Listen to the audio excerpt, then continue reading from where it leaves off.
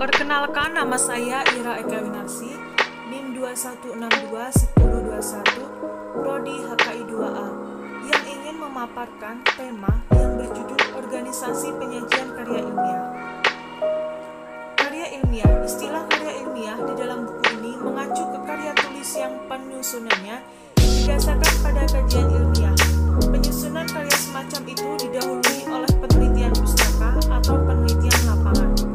Jika dilihat dari panjang pendek uraian serta kedalamannya, karya ilmiah dibedakan atas makalah atau paper dan laporan penelitian, skripsi, tesis, dan disertai termasuk di dalam golongan yang kedua.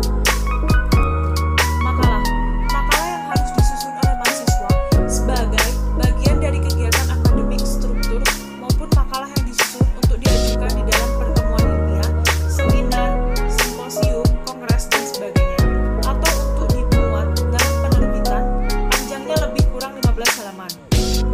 Pada umumnya, makalah merupakan penyajian yang bersifat deskriptif atau ekspositoris, namun ada juga makalah yang di sana-sini mengandung uraian yang bersifat argumentasi. Laporan penelitian. Jika dibandingkan dengan makalah, laporan penelitian lebih panjang, sekurang-kurangnya 40 halaman.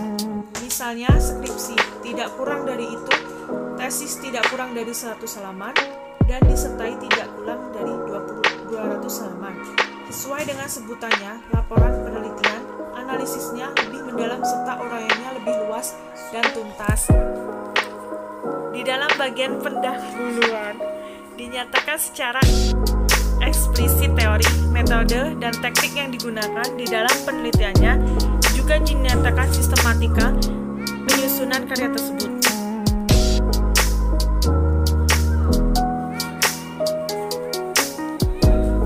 Pemilihan topik. Penyusunan karya ilmiah dimulai dengan memilih topik karangan. Jika penyusunan karya ilmiah itu merupakan suatu penugasan atau permintaan panitia pertemuan ilmiah, dengan sendirinya harus diperhatikan ruang lingkup topik yang ditentukan oleh pemberi tugas atau panitia pertemuan, serta dipertimbangkan pula waktu yang tersedia untuk mempersiapkan pembahasan yang bermutu. Banyak orang menganggap bahwa topik sama dengan judul. Sesungguhnya tidak demikian. Topik adalah pokok yang akan diberikan atau masalah yang hendak ditemukan di dalam karya ilmiah, sedangkan judul adalah nama karya ilmiah. Jadi, topik ditentukan sebelum orang mulai menulis, sedangkan judul dipikirkan setelah karangan selesai. Pemilihan topik sangatlah penting di dalam penyusunan suatu karya ilmiah. Penggunaan bahasa. Melalui karya ilmiah hendak disampaikan suatu hasil pengamatan atau observasi, percobaan atau eksperimen, penelitian ini atau telaah pustaka. Penyampaian itu dilakukan dengan menggunakan media bahasa. Bahasa yang digunakan di dalam penyampaian hasil pengamatan, percobaan, penelitian, atau telaah pustaka itu adalah ragam bahasa tulis, bukan ragam bahasa lisan. Jelas berarti bahasa yang digunakan memperlihatkan secara jelas unsur-unsur kalimat seperti subjek, predikat, objek, pelengkap, dan keterangan. Lugas berarti bahasa yang digunakan tidak menimbulkan tafsir ganda, bentuk, dan pilihan kata, serta susunan kalimat di dalam karya ilmiah hanya memungkinkan satu pilihan tafsiran, yaitu tafsiran yang sesuai dengan maksud penulisannya. Sistematika penulisan. Sebuah karya ilmiah memiliki bagian kata pengantar, kecuali makalah, pendahuluan, isi, penutup, dan daftar pustaka. Makalah yang agak panjang, lebih dari 15 halaman, dan laporan penelitian dilengkapi dengan daftar isi yang ditempatkan di antara kata pengantar dan pendahuluan. Judul suatu karya ilmiah hendaknya dapat memberikan gambaran yang jelas tentang materi dan ancangan atau ruang lingkup masalah yang akan dibahas. Selain itu, judul harus dapat menarik perhatian pembaca dan menggelitik rasa ingin tahu akan keseluruhan isi karya tersebut.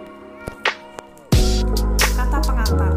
Kata pengantar sekurang-kurangnya berisi 1. Ungkapan rasa syukur kepada Tuhan Yang Maha Esa, 2. Penjelasan mengenai adanya tugas pembantuan karya ilmiah, 3. Penjelasan mengenai pelaksanaan pembuatan karya ilmiah, 4. Informasi tentang bimbingan atau arahan dan bantuan yang diperoleh di dalam pembuatan karya ilmiah, 5.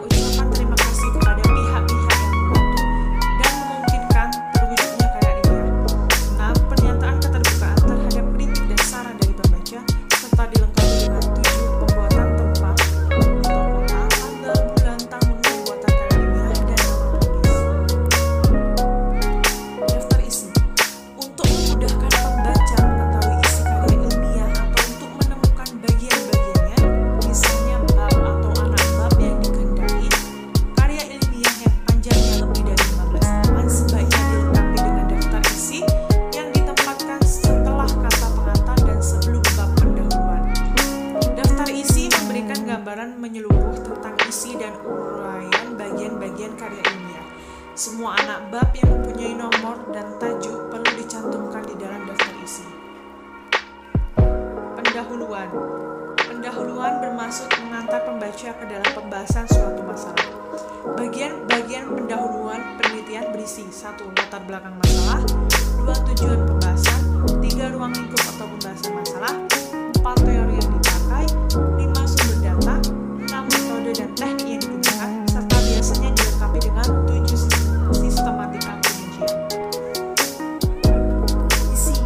Bagian yang merupakan inti karya ilmiah ini memaparkan uraian pokok masalah yang dibahas. Uraian bagian ini hendaknya dapat memberikan petunjuk kepada pembaca di dalam memahami setiap langkah dan keseluruhan pembahasan. Panjang lebar uraian harus proporsional dengan pentingnya anak masalah yang dibahas. Bagian isi dapat dijadikan lebih dari satu bab. Bagian isi terdiri atas A. Uraian masalah yang dibahas, B. Analisis dan interpretasi, C. Ilustrasi atau contoh-contoh, serta D. Tabel bagian gambar jika ada. Penutup. Bagian penutup ini berisi kesimpulan dan saran. Yang dikemukakan di dalam kesimpulan ialah pernyataan-pernyataan kesimpulan analisis atau pembahasan yang dilakukan di dalam bab isi. Kesimpulan merupakan jawaban permasalahan yang dikemukakan di dalam pendahuluan. Daftar pustaka. Daftar pustaka merupakan daftar buku, majalah, artikel di dalam majalah atau surat kabar, atau artikel di dalam kumpulan karangan,